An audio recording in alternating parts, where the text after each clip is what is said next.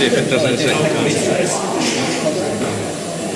Right, this is my Meccano lathe, which actually works. It's built with several heavy-duty Meccano parts, like the lead screw and the bars, and this handle wides the tool post in both directions. The tailstock slides to and fro, and the tailstock can be screwed in and out as well. It uses a mixture of Meccano and Marklin parts. This is a Marklin motor.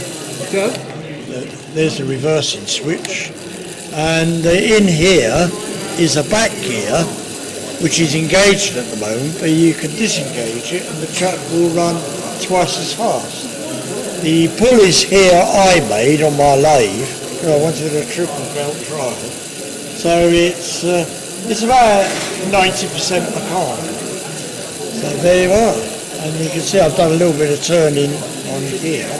It will turn brass, aluminium and this plastic, but you do need to have plenty of time to do it. No mild steel.